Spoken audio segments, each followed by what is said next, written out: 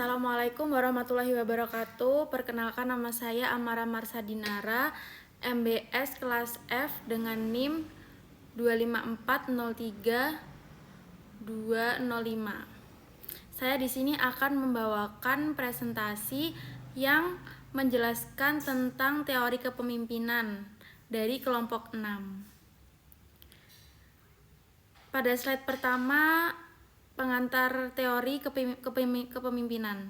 Kepemimpinan merupakan salah satu aspek penting dalam organisasi dan masyarakat, dan perannya tidak bisa dianggap remeh. Yang dimaksud di sini adalah peran kepemimpinan itu memiliki peran yang benar-benar sangat penting, dan jika tidak ada kepemimpinan, maka suatu organisasi tidak akan bisa berjalan dengan lancar. Berikutnya ada macam-macam teori kepemimpinan, ada 4, yaitu yang pertama teori sifat, yang kedua teori perilaku, yang ketiga ada teori situasional, yang keempat ada teori transformasional. Keempat teori kepemimpinan ini harus benar-benar dipahami oleh seorang pemimpin yang baik, dikarenakan pemimpin itu harus bisa memberikan contoh yang baik kepada anggotanya. Begitu juga anggotanya yang harus bisa menghormati dan menerapkan apa yang diinginkan oleh pemimpin tersebut. Teori sifat dalam kepemimpinan, pengertiannya berfokus pada karakteristik konsisten yang dimiliki seseorang pemimpin. Jadi seorang pemimpin itu harus memiliki keempat sifat tersebut.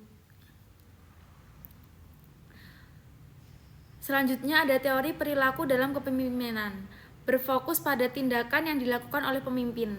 Contohnya, dalam situasi krisis, pemimpin mungkin perlu mengadopsi gaya otoriter untuk mengambil keputusan cepat, sementara dalam situasi lebih stabil, gaya demokratis mungkin lebih efektif. Oleh karena itu, penting bagi pemimpin untuk memiliki fleksibilitas dan mampu menyesuaikan diri dengan konteks yang dihadapi. Yang dimaksud di sini adalah pemimpin itu harus bisa menyesuaikan dengan keadaan. Dia tidak boleh terlalu cepat menyelesaikan masalah tanpa melihat dampaknya. Begitu juga tidak boleh mengambil keputusan tanpa perundingan dahulu atau tanpa musyawarah, tanpa mendengarkan pendapat orang lain. Gitu. Yang selanjutnya ada teori situasional dalam kepemimpinan, berfokus dengan cara memimpin memutuskan keputusan pada setiap situasi. Teori situasional di sini lebih memandang kepada situasi yang dihadapi oleh pemimpin itu ketika membuat keputusan.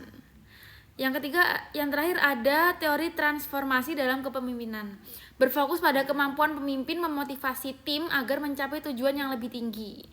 Adanya organisasi atau komunitas dan yang lainnya, perkumpulan apapun itu, pasti ada pemimpinnya, dan mereka akan berusaha mewujudkan keinginan bersama atau sesuatu yang ingin mereka capai bersama. Mereka memiliki satu tujuan yang sama, dan tugas pemimpin di sini sebagai teori transformasi dalam kepemimpinan itu dapat memotivasi tim agar tetap konsisten dalam mewujudkan tujuan itu secara bersama-sama.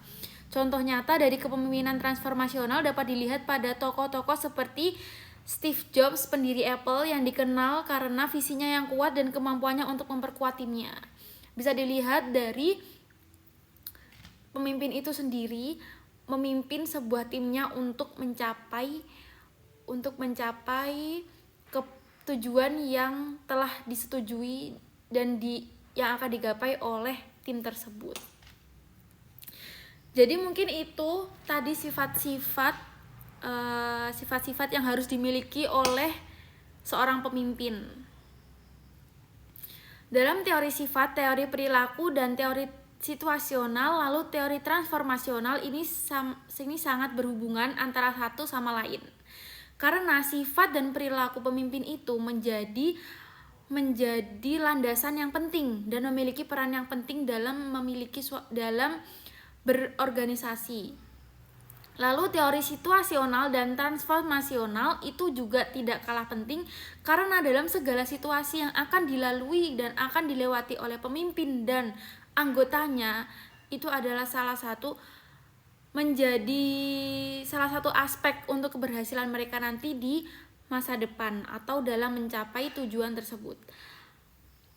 Jadi keempat sifat ini sangat penting untuk mencapai tujuan. Dan seorang pemimpin harus bisa bijaksana dalam menentukan segala keputusan yang akan diberikan kepada timnya tersebut ketika ada permasalahan. Sekian dari saya. Terima kasih. Wassalamualaikum warahmatullahi wabarakatuh.